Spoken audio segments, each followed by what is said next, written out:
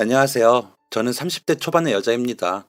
저는 얼마 전 프로포즈를 받고 양가 부모님께 인사 후 결혼 준비를 시작하려는 예비 신부이기도 합니다. 곧 상견례를 앞두고 있는데 마음이 괜히 붕 뜨고 설레기도 하면서 그러네요. 저에게 프로포즈를 한 남자친구는 참 좋은 사람입니다. 3년 넘게 만나면서 화를 내는 거 본 적이 없거니와 저와 의견이 안 맞을 때도 일단 제 이야기를 먼저 들어주는 사람입니다.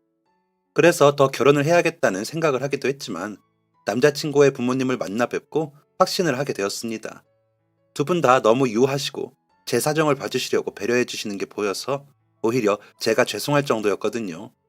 남자친구의 형과 누나도 너무 잘 대해 주셔서 저와 아버지밖에 없는 저희 집에 남자친구가 인사 왔을 때 허전했겠다 싶었습니다. 제가 외동딸인 걸 알고 어머님께서 우리는 다른 때 모이면 되니까 명절에는 아버님하고 보내요. 왜 이런 얘기 먼저 하냐면 요즘 아가씨들은 그런 게 스트레스라고 들어서 우리 막내 장가가는데 오해받을까 걱정돼서 우리 며느리랑 사위는 이미 내 식구니까 우리 스타일 다 아는데 새 사람 맞으려니 또 이래요. 라며 웃으시더라고요. 남자친구 형수님은 곁에서 어머니 그런 건 나중에 말해줘도 된다니까요. 딱 봐도 우리 어머님 아버님 사람 좋다고 다 써있는데 뭐가 걱정이에요. 나는 안 좋은 사람이라 시부모님한테 막 까불어요. 시연 씨도 편해지면 나처럼 해요. 라며 어머님 아버님 사이에 앉아 장난치시더라고요.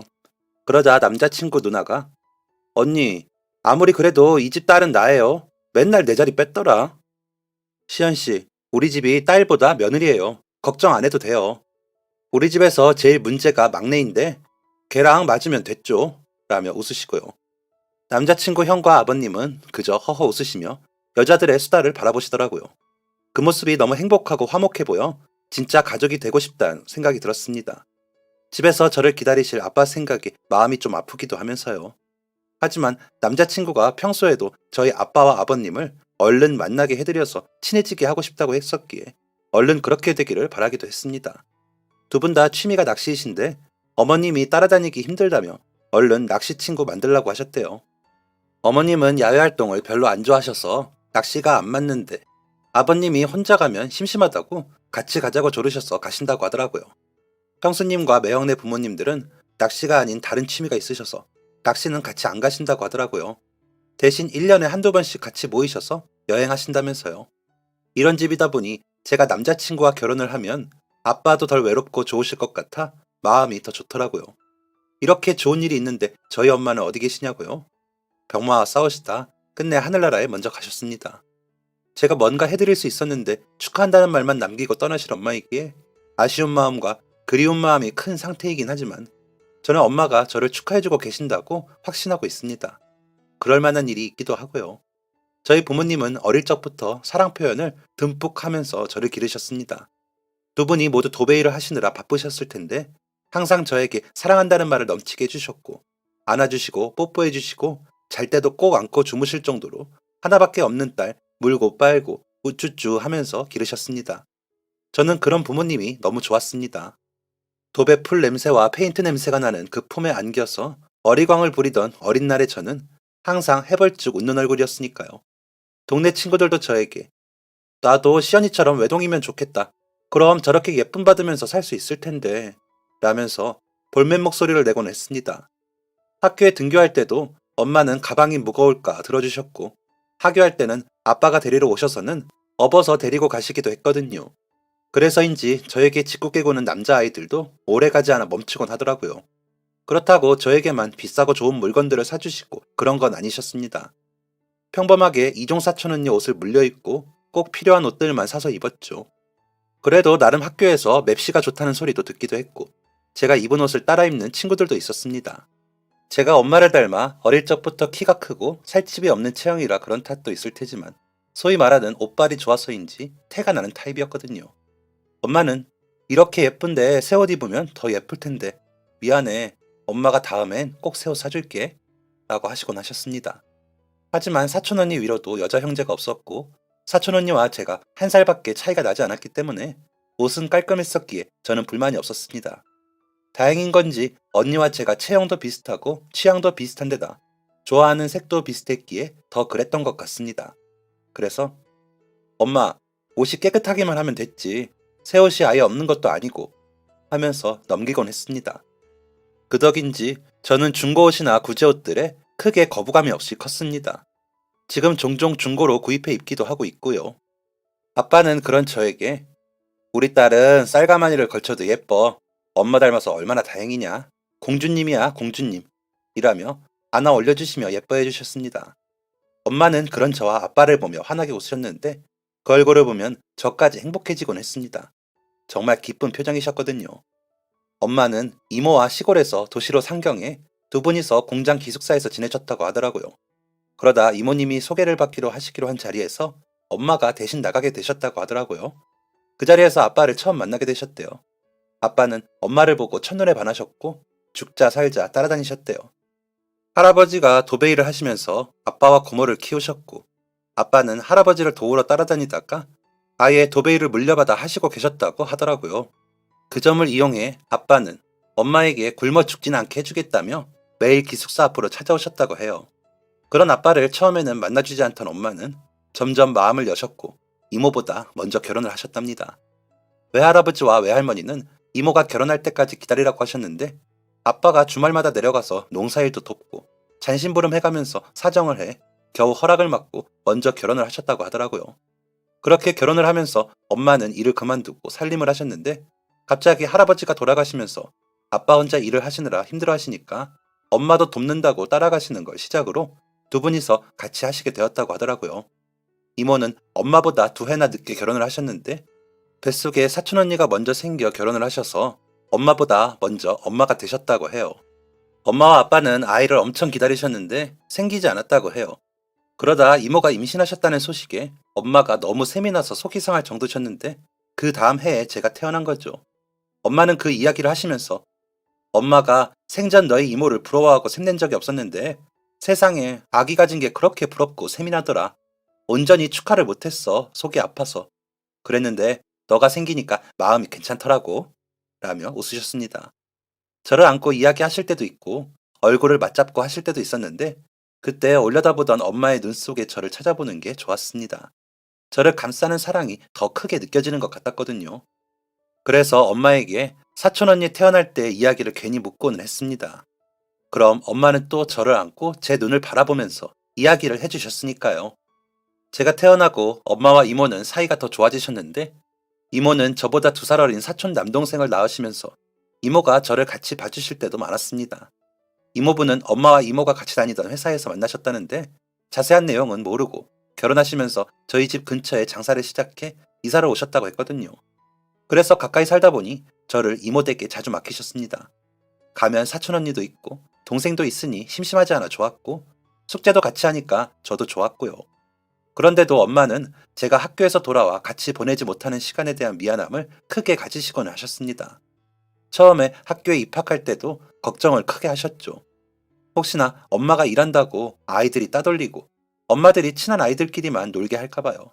괜한 걱정이었는데 말이죠. 그런 엄마께 아빠는 당신이 가서 기 좀 죽여주고 와. 그럼 애들도 우리 시연이 함부로 얕보지 못할 거 아니야. 라면서 집 근처 가장 좋은 여성복 매장에 가서 코트를 사주셨습니다. 짙은 녹색의 코트는 엄마와 너무 잘 어울렸고 정말 입학식에 온 엄마들 중 제일 예뻐 보였습니다. 그래서 저는 입학식 내내 기분이 더 좋았습니다. 저렇게 예쁜 사람이 우리 엄마라는 사실이 자랑스럽기도 했으니까요. 그래서 방실방실 잘 웃고 대답도 잘하면서 신이 난 것을 감추지 않았던 것 같습니다.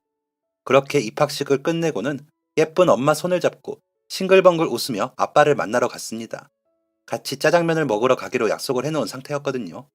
아빠는 갑자기 잡힌 일 때문에 입학식에 못 가시는 대신 짜장면은 같이 먹자고 하셨거든요.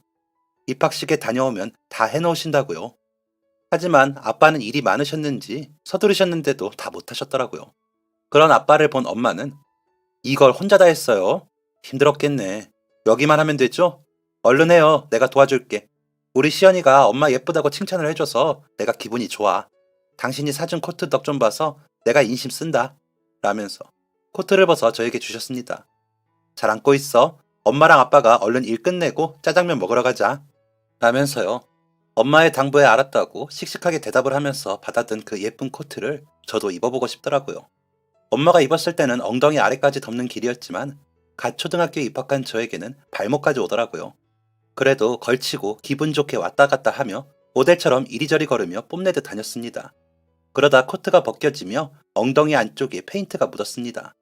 엄마 아빠는 일하시느라 그 장면을 못 보셨고 흐릿하게 묻은 페인트는 자세히 보지 않으면 모르겠더라고요.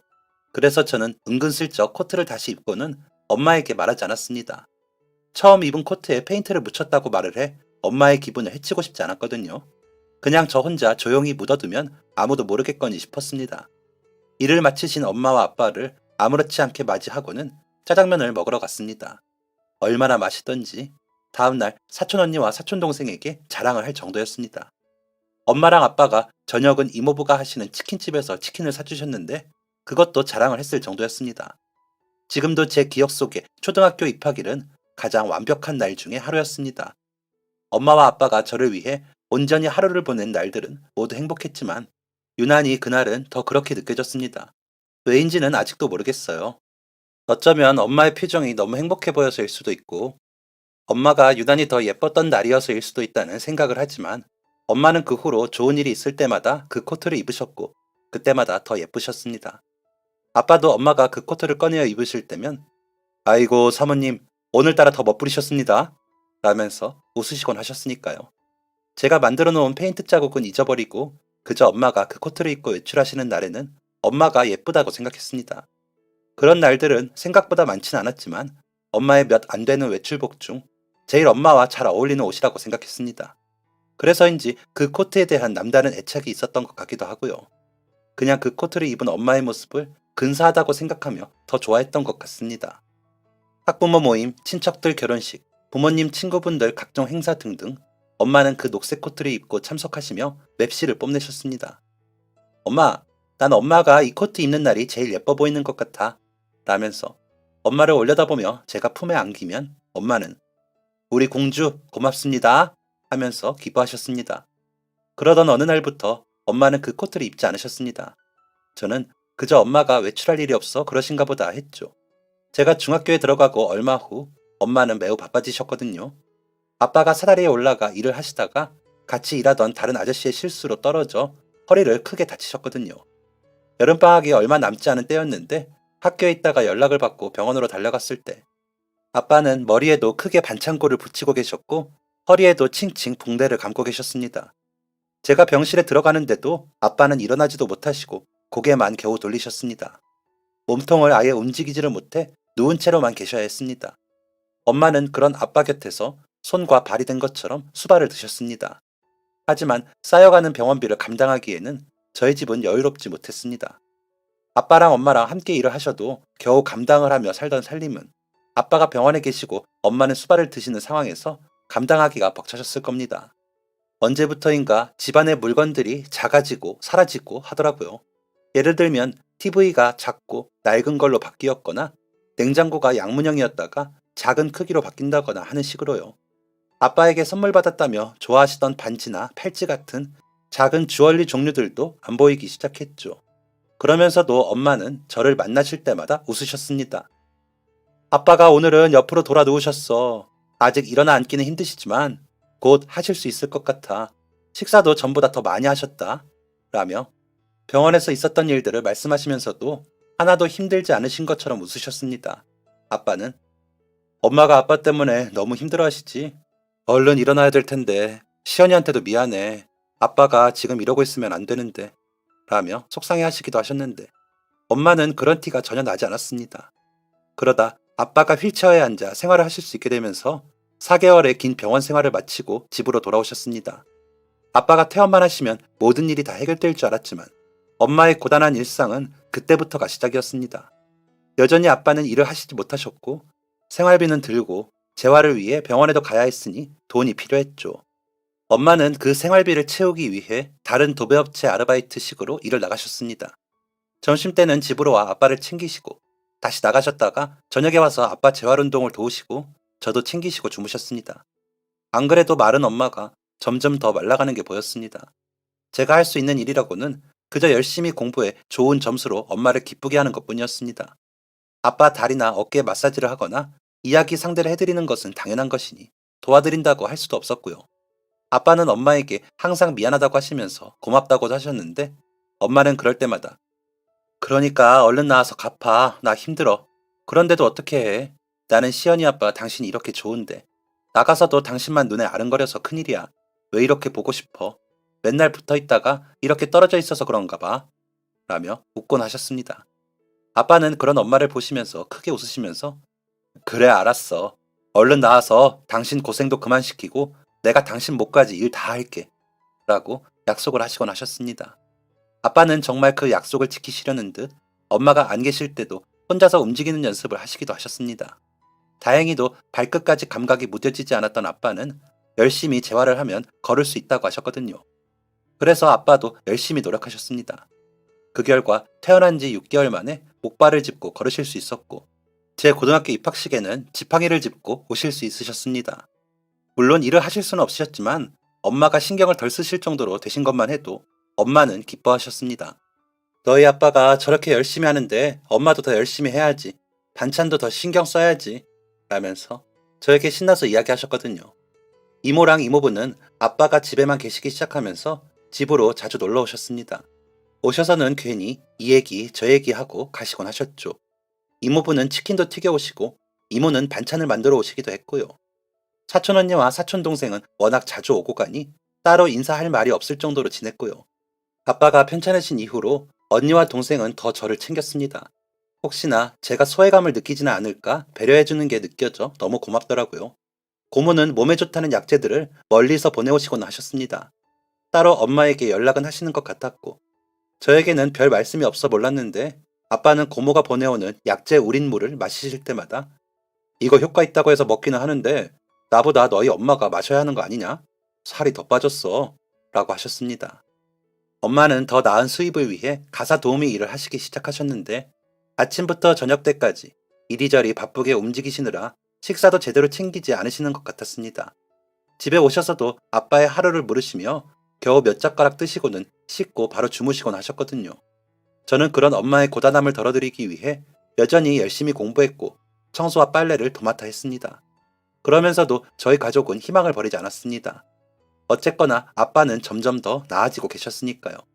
누워만 계시면서 식사며 대소변, 기저귀를 갈아야 했던 시기를 지나 지팡이를 짚기는 하셔도 걸을 수 있게 되었으니까요. 더 좋은 상태가 되겠다는 아빠의 의지도 강하셨고 그만큼 열심히 운동을 하시고 계시다는 걸 알고 있었기에 희망을 버리지 않고 더 나아지기를 바라며 버텼습니다. 하지만 그 희망은 엄마를 갈아 넣은 토양 위에 피운 꽃이라는 것을 우리 가족 모두 알고 있었지만 내색하진 않았습니다. 저는 제가 대학을 가고 취직을 하면 엄마에게 그만큼 보상이 될 거라는 큰 착각을 하고 있었고 아빠는 얼른 좋아져서 다시 도배일을 하실 거라고 생각하고 계셨으니까 조금만 더 엄마가 버텨주기만을 바랄 뿐이었죠. 미안함과 고마움에 대한 표현을 그저 각자 자리에서 열심히 하는 것으로 대신하려고만 했습니다. 그게 엄마에게는 희망이라는 이름의 고문이 될 수 있다는 걸 까맣게 모른 채 말이죠. 지금 생각해보면 그러면 안 됐습니다. 고맙다고 말하고 미안하다고 말해야 했습니다. 그러면 엄마가 뒤돌아 한숨 쉬시면서 지친 마음을 달래느라 병드는 일 따위 없었을지도 모릅니다. 그 지친 마음을 너무 등한시하고 당연시하면 안 되는 것이었습니다. 한 번이라도 더 표현하고 말했어야 했습니다. 그랬다면 엄마가 속으로 그런 병이 쌓이지 않았겠죠. 어쩌면 엄마에게 저는 그저 공부를 열심히 하고 있는 것으로 모든 것을 대신하려고만 했던 것 같습니다. 그게 엄마가 좋은 일이 아니라 저를 위한 일인데도 엄마가 저를 사랑하는 그 마음을 이용해 엄마에게 월권을 행사한다는 것을 몰랐던 거죠. 말썽 안 부리고 공부만 잘하면 자식으로서 모든 걸 다 하는 줄 단단히 착각했던 겁니다. 건방지고 웃기는 일이죠. 결국 성적 좋아 좋은 대학 가고 좋은 회사 가는 건 엄마가 아니라 저였는데 말이죠. 그저 저의 미래를 위해 제 할 일을 하는 것 뿐이었는데 마치 엄마를 위해 대단한 일을 하는 양 굴면서 부끄러운지도 몰랐습니다. 엄마는 그런데도 저에게 엄마는 우리 시연이 덕에 살아 고마워 라고 하셨습니다. 제가 고등학교에 가면서 아빠가 빨래나 청소를 하시고 반찬과 밥도 하셨거든요. 그런데 가끔 제가 아빠를 챙긴답시고 뭐라도 해놓으면 그렇게 좋아하시면서 그렇게 말씀하시면서 저를 품에 안고 볼을 부비면서 웃으셨습니다. 그런 엄마의 모습을 자주 보고 싶다가도 공부한다는 핑계로 자주 하지도 못하면서 그렇게 잘난 척을 했습니다. 아빠는 내가 한다고 하는데 그래도 제대로 못하지. 미안해. 더 꼼꼼히 할게요. 라면서 말씀하시곤 하셨는데 그런 아빠를 보며 엄마는 아이고 그런 말씀 마세요. 저는 지금도 너무 감사합니다. 내가 일한답시고 당신이랑 시연이 더 못 챙겨서 미안하지. 엄마가 입학식도 못 가고 엄마가 나빴지? 라며 웃으셨습니다. 그런 엄마에게 대학교 입학식에는 꼭 와야 해. 고등학교 졸업식에도 라며 대답했습니다. 그때는 엄마가 환하게 웃으셔서 엄마가 진짜 너무 행복하신 줄 알았는데 지금 돌이켜보면 너무 철딱서니 없는 딸이었기에 부끄럽고 속상합니다. 저는 열심히 한 만큼 집에서 가까운 서울 상위권 대학에 입학했습니다. 정치 외교학을 전공하며 외교관의 꿈을 꾸기도 했죠.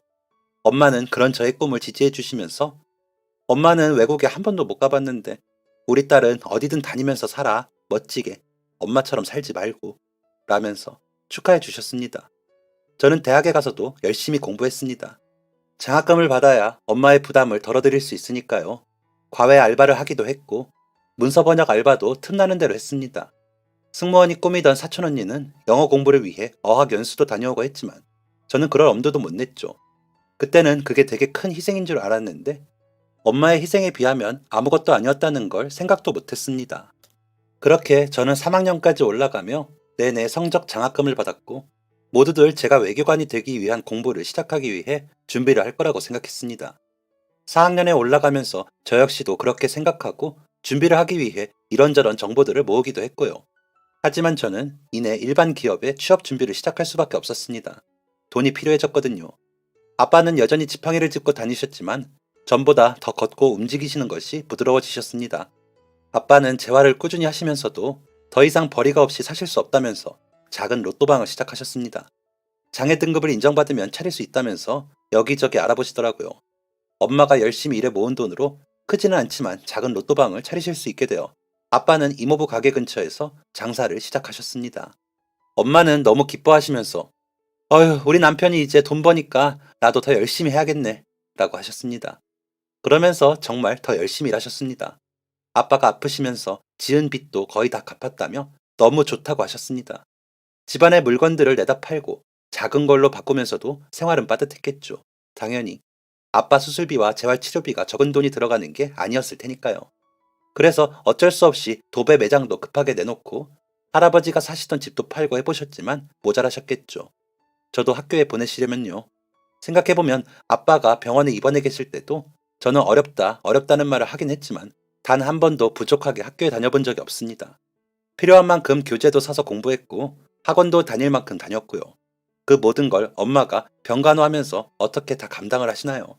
당연히 대출도 받고 하셨겠죠. 엄마는 정말 최선을 다하셨죠. 그런데도 엄마는 집에 빚이 있는 걸 마음 아파하시고 미안해 하셨습니다.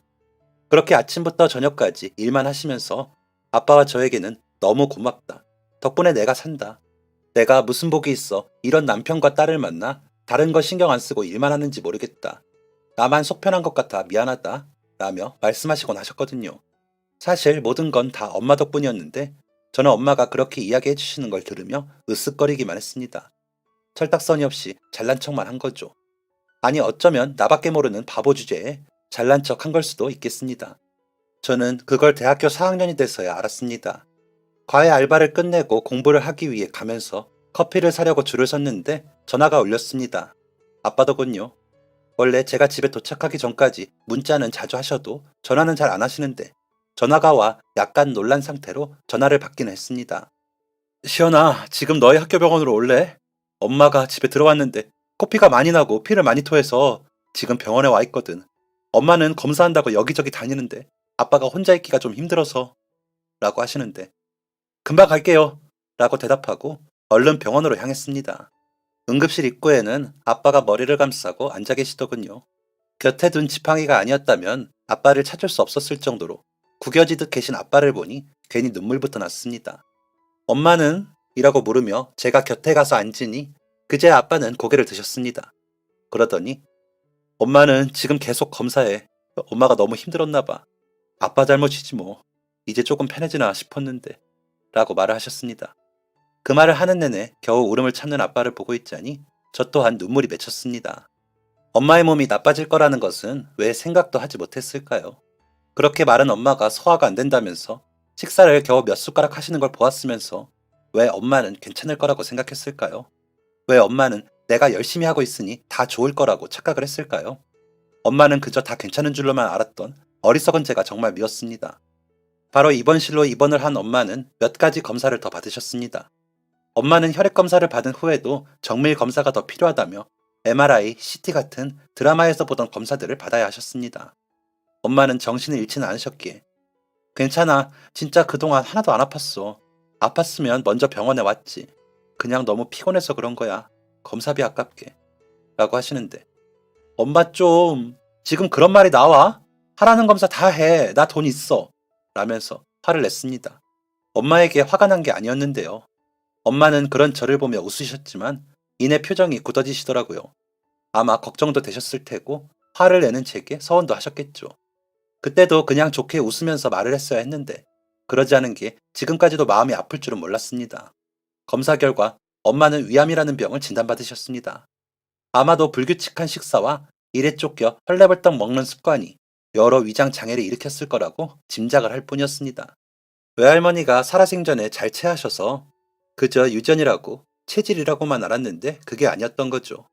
이미 산기이고 전이가 의심되어 수술을 시도하고 항암 치료를 받아야 한다는 의사 선생님 말씀이 귀에 들어오지 않고 진료실을 맴돌았습니다.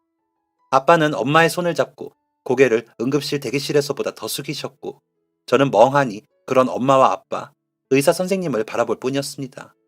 일단 수술 날짜를 잡고 퇴원을 하기로 했습니다. 집에 돌아온 엄마는 바쁘셨습니다. 일하던 곳에 사정을 말을 하고 대타를 구해줘야 했고 여기저기 보험사에 암 진단받은 것을 문의하고 진단비와 수술비를 수령하는 것을 알아보시고 여러 서류를 꺼내 저와 아빠가 보기 편하게 정리를 하시는데 정신없으시더라고요. 아빠에게는 보험 증서와 통장, 공과금 처리를 어떻게 하는지 알려주시면서 나 수술하고 있으면 당신이 수고 좀 해줘요. 내가 누워서 할 수가 없어서 그래요. 라며 웃으시는데 그조차도 힘들어 보였습니다. 그제야 그게 보이더라고요. 엄마가 웃는 것조차 지쳐 있었다는 것이요. 저에게는 엄마가 예전에 생활이 어려워서 결혼반지랑 장신구를 다 팔았지 뭐니. 그때는 한 푼이 아쉬워서 팔았는데 이럴 줄 알았으면 결혼반지라도 둘걸. 시연이 물려줄게. 라면서 웃으시더라고요. 그러시더니 병원에 가시기 위해 옷을 챙기시는데 옷장이 휑하더라고요. 정말 일하실 때 옷 말고는 없는 그 옷장을 보는데 눈물이 핑 돌았습니다. 엄마, 옷 좀 사야겠다. 이게 뭐야, 입을 만한 게 하나도 없네. 엄마, 전에 왜 아빠가 비싸게 사줬던 그 코트는 어쨌어? 그거 엄마한테 잘 어울렸는데. 라고 물으며 괜히 엄마 옷장을 뒤적거렸습니다. 그거 진짜 예뻤는데. 옷감도 도톰하고 좋은 옷이어서 비싸게 팔았지. 그때 구제옷집에 돈 될 만한 옷은 다 팔았어. 그 돈도 아쉬워서. 라면서 엄마는 또 웃으시더니 아휴, 그런 얘기는 그만하자. 엄마도 이제 다 나으면 옷도 사 입고 장신구도 사고 할 거야. 수술하고 항암 치료 잘 받고 얼른 나을 테니까 시연이는 외교관 되는 거나 신경 써. 라고 하시더라고요. 저는 아무 말도 못하고 울었습니다. 엄마는 좋아하는 옷조차 포기하고 살아온 그 시간 동안 저는 모든 걸 누리며 살았으니까요. 엄마의 그런 희생을 모르지 않았으면서 약간씩 도우며 대단한 일을 하는 양 착한 척 하면서 말이죠.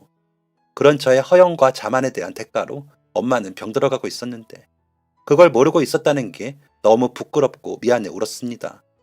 그런 바보 같은 딸에게 항상 미안하고 고마운 더 바보 같은 엄마가 안쓰러워 울었습니다. 그러면서도 저를 위해 살라는 엄마의 말에 안심하는 제가 징그러워 울었습니다. 그래서 저는 여기저기 엄마의 코트와 비슷한 코트를 찾기 위해 애를 썼습니다. 엄마가 코트를 샀던 그 브랜드는 이미 없어진 지 오래라 비슷한 옷을 찾기란 힘들더라고요. 엄마에게 퇴원 선물로 하고 싶어서 찾는데 아무리 뒤져도 비슷한 디자인의 그 색의 코트를 찾을 수가 없었습니다. 그러면서 저는 취업 준비를 하기 시작했습니다. 엄마에게 조금이라도 도움이 되고 싶어서요. 수술을 하시고 항암을 받으시면서 생활비 걱정 없이 편하게 지내게 하려면 제가 안정적인 수입이 있어야겠더라고요. 그래서 저는 외교관이라는 오랜 꿈을 접고 취업을 하기로 결심했습니다. 저는 남미 쪽에 관심이 많아 영어와 스페인어를 공부하고 있었기에 언어 특기를 살려 무역 회사에 들어가면 좋을 것 같아 공부를 시작했습니다. 엄마는 그런 사실을 모르신 채로 수술을 받으셨습니다. 그저 본인은 얼른 나아서 저의 미래를 위해 다시 일하실 생각만 하셨죠. 저는 엄마를 위해 틈나는 대로 코트를 찾았지만 비슷한 디자인도 찾지 못했습니다. 그리고 운이 좋게도 몇 군데 지원을 하지 않았는데 저는 취업에 성공을 했습니다. 아빠는 기특하다 하셨지만 미안해 하셨습니다. 아빠가 너무 오래 제 역할을 못해서 엄마도 저리 병이 나고 우리 딸이 꿈도 포기하게 돼서 미안해. 아빠 잘못이다. 라면서 눈에 눈물이 고이셨습니다. 하지만 아빠는 잘못한 게 없으셨습니다. 열심히 일하시다 사고를 당하신 거고 그럼에도 불구하고 한순간도 방만하지 않고 재활에 힘쓰신 결과 혼자 거동하시고 로또방도 하시면서 엄마 병수발을 드셨으니까요. 엄마랑 아빠는 본인들의 일상과 삶이 달라졌지만 저는 일상과 삶이 하나도 달라지지 않았는데 저에게 미안하다고 하시는 부모님의 모습에서 눈물이 났습니다. 오히려 저만 더 나은 방향으로 삶이 좋아졌는데도 부모님은 제가 많은 걸 포기했다고 생각하시는 게 너무 죄스럽더라고요. 그래서 아빠, 엄마랑 아빠가 고생해주신 덕분에 내가 이만큼 잘 컸어. 이제 내 덕 좀 봐요. 뭘 잘못했고 뭐가 미안해. 나 하나 키우느라 엄마 아빠 다 골병 들었는데 내가 미안하고 고맙지. 라고 대답하면서 저도 모르게 주룩주룩 눈물을 흘리고 말았습니다. 아빠는 그런 저를 안고 등을 두드려 주시면서 우리 딸 아니었으면 엄마랑 아빠랑 어떻게 버텼겠니? 그러니까 이번에 또 엄마한테 우리 시연이가 힘 좀 많이 줘. 그럼 엄마가 기운나서 얼른 일어날 거야. 라고 하시더라고요. 그런 아빠를 껴안고 한참을 울었던 것 같습니다. 사실 엄마의 수술 결과가 좋지 못했거든요. 게다가 암덩어리가 크기도 컸고 주변으로 전이가 되어 수술을 받았지만 완벽히 제거가 되지도 않았고 2차까지 받은 항암 치료 결과도 그다지 희망적이지 않았습니다. 하지만 엄마는 마치 아무 일도 없는 듯이 치료를 받으셨고 뜨개질도 하시고 그림도 그리셨습니다. 그러면서 제가 취업에 성공한 것도 굉장히 반기시더라고요. 장하다. 그 큰 회사에 어떻게 들어갔어? 대단해 우리 딸. 이라며 환하게 웃으셨습니다. 그런 엄마가 너무 아파 보였습니다. 그래서 엄마를 위해 뭐라도 하고 싶어 코트 찾기를 계속했습니다. 엄마에게 그 코트를 다시 입게 하면 엄마가 처음 그 코트를 입고 제 입학식에서처럼 건강하고 예쁘게 돌아갈 것 같다는 생각도 했고요. 그렇게 열심히 코트를 찾는 걸 본 사촌 언니가 차라리 중고 거래하는 사이트에 그 브랜드 코트 찾는다고 하면서 찾아봐. 그러면 아예 똑같은 모양의 코트를 살 수 있을 수도 있잖아. 중고라도 차라리 그게 안 낫겠어. 라고 하더라고요. 듣고 보니 그 말이 맞아 언니의 말대로 그 브랜드를 검색했더니 중고 거래에 많이 올라와 있더라고요. 그래서 이리저리 살피고 있는데 정말 엄마의 코트와 똑같은 코트가 판매되고 있었습니다. 떨리는 마음을 붙잡고 상세 모습을 보려고 사진을 보다가 저는 그만 엉엉 울어버리고 말았습니다. 그 옷이더라고요. 저희 엄마가 입던 옷이요. 엉덩이 안쪽에 묻은 페인트 자국 사진을 찍어 전에 구제 매장에서 구입할 때부터 있었는데 세탁해도 안 지워지더라고요. 있는 데는 아무 이상 없습니다. 라는 설명을 덧붙여 놓았더라고요. 제가 묻혀놓은 그대로였습니다. 엄마에게도 말하지 않았던 비밀스러운 그 자국을 엄마가 정말 몰랐을까 싶을 정도로 여전히 뚜렷이 있더라고요. 바로 그분께 연락을 드려 저에게 꼭 파시라고 부탁을 드렸습니다. 그분은 페인트 자국 때문인지 안 팔려서 가지고 계셨다면서 저에게 파시겠다고 하시더라고요. 그래서 2시간 거리를 가 코트를 샀습니다. 집으로 돌아오면서 바로 세탁소에 맡기고 엄마에게 보여드릴 생각에 콧노래까지는 아는데 이모가 이모부 가게에서 뛰어나오다 절 보시고는 시연아, 엄마가! 하면서 우셨습니다. 이모의 얼굴을 보는데 느낌이 오더라고요.